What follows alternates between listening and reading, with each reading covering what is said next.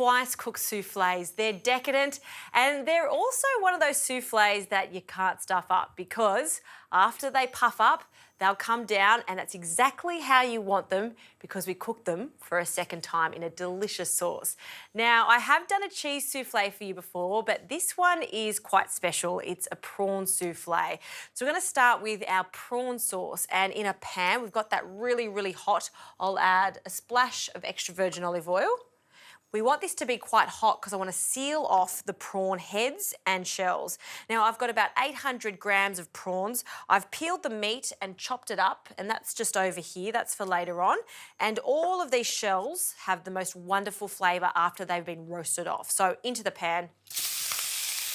And that's the sound we're after. You want a good sizzle. So while that's cooking away, let's get onto the bechamel, which is the base of the souffle. In here, I have a little bit of butter. I'm just slowly melting that away, so we'll just turn the heat up. And to that, we're going to add some flour and make a roux. Now, a roux is just the combination of the flour and the butter, and we'll just mix that together. Grab a wooden spoon, and we want to cook this off. You don't want that raw flavour of the flour, so just keep stirring that with a wooden spoon until it forms a bit of a paste just like this. Now I'll turn the heat down and little by little bit we're going to add the milk. Now I've just warmed up that milk, just makes it much easier to incorporate into the roux. And once it starts to really loosen up a bit, that's when you can transfer from a wooden spoon to a whisk. And by doing that, we're going to get no lumps. We're going to get a beautiful, silky, smooth bechamel. So whisk that. See how that starts to thicken up again? Then a little bit more milk. You don't want to add all of your milk at once. If you do that, you may get loads of lumps. So little by little is the safest bet. And look how creamy that looks. Now for a souffle, I like a thick bechamel, so it really holds up to the other ingredients that we're going to add, and of course the egg whites that we're adding in later on too. And I'll fold that in, give that a really good whisk, and this is the consistency we're after for our gorgeous souffle, nice and thick. So I'm just going to leave that on a low heat just to bubble away just for a few moments while we finish off our prawn sauce. Now have a look at these prawns, see how they've completely changed colour. They're that bright orange colour. That's what we want for a beautiful sauce. So this needs to be flambéed, but we don't have any gas here, so you can still do this on induction. You just need a lighter. We need some brandy. Woo! And we're going to flambé that, and we're doing this because we want to cook off that alcohol, and that smells fantastic. Now for some white wine. We always add our alcohol first before we add our other ingredients, just to cook off that flavour, so we're going to get a lovely perfume from it. Give that a jiggle. In with some French shallots, along with some crushed tomatoes. I'm just using a can of tomatoes. Then we'll give this a bit of a stir, and this needs to cook down for about 10 to 15 minutes until it becomes quite flavoursome. Then I'm going to strain it, pop it into a pot, and then add some cream and let that bubble away for a little bit longer to give us a really decadent, rich seafood sauce.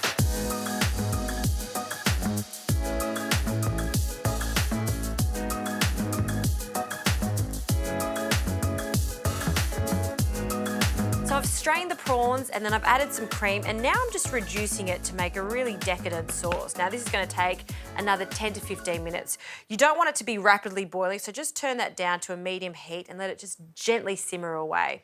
Now while that's happening, let's finish off the souffle. So we've got a very thick bechamel. To this I'll add some Gruyere cheese, a handful of Gruyere cheese. The rest we'll save for later. Give that a mix through and allow it to melt. I'll also add some nutmeg.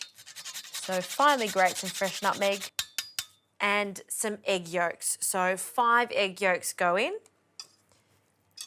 And this has cooled down slightly, so it's much easier to add those egg yolks without it scrambling. And then use a bit of elbow grease here to give that a mix and loosen up the base of the souffle. Fantastic. All right, that whisk has done its job, so we can get rid of that. I'm going to use a spatula just to scrape all of this into a bowl, a really large bowl, because we need lots of space so we can fold in the egg whites. So we'll just mix in that little bit of egg and the prawn meat. So I've finally chopped that prawn meat that can go in. And here I can vigorously stir just to distribute all that prawn mixture throughout that white sauce mixture. All right, now for our egg whites. So I have pre-whisked our egg whites, and you want to add this little by little. You don't want to add it all at once. We want to keep as much fluffy air in there as possible. So I start with 1 to 2 spoonfuls, and at this stage, you don't have to be gentle by folding it through. Just mix it to loosen up the bechamel, and then we'll add some more. Another third. And now we're going to be super gentle. Fold them in, cut through the centre, fold and cut. And by doing that, we're not only folding it through evenly, but we're not taking out all of that fluffy air in those egg whites.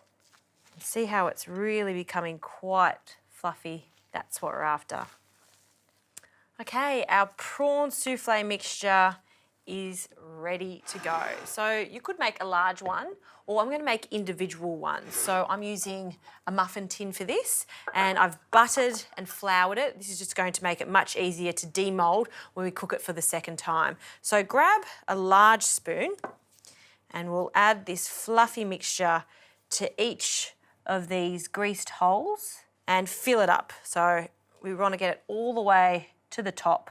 And just to ensure that they cook evenly again, we just want to flatten it, just like a normal souffle. So now I'm going to fill all these up, and they go into the oven, 190 degrees, for about 20 minutes or until they've puffed up and become golden brown. After that, I know it's sad, but they will deflate. That's okay, because we want them to cool for the second round of cooking.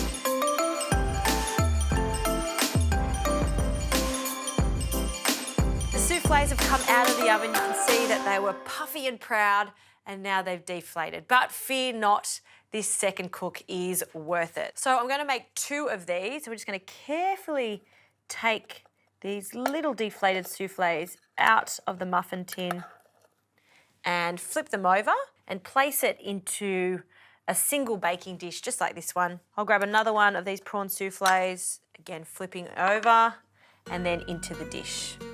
Now for this sauce, look how thick and rich it is. We're going to pour that over and around our souffle. And to make it even more rich, I'm going to add some more cheese. So some Gruyere cheese, sticking with that French theme here, over the top. And this goes back into the oven quite hot, so I've got it about 200 degrees. And we're going to pop them in the oven for about 10 minutes, just until that cheese has completely melted, it's gone golden, and those souffles have puffed up a little more. Well, have a look at these beauties. They smell so good. Yes, there's definitely a bit of technique behind this recipe, but I think it's worth it. If you want to impress someone, make these twice cooked prawn souffles.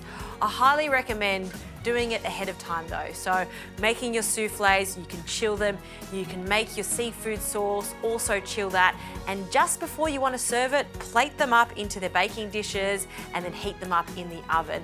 They are to die for. I tell you what, you make this for anyone, they're going to love you. Have a look at how fluffy this souffle is inside. Oh, fluffy goodness. The prawns are cooked, piping hot, and that sauce. This is probably going to burn my tongue, but it's going to be worth it. It's burnt my tongue. But it's worth it. So good, so decadent. And as my dad would say, people would pay very good money for that in a French restaurant.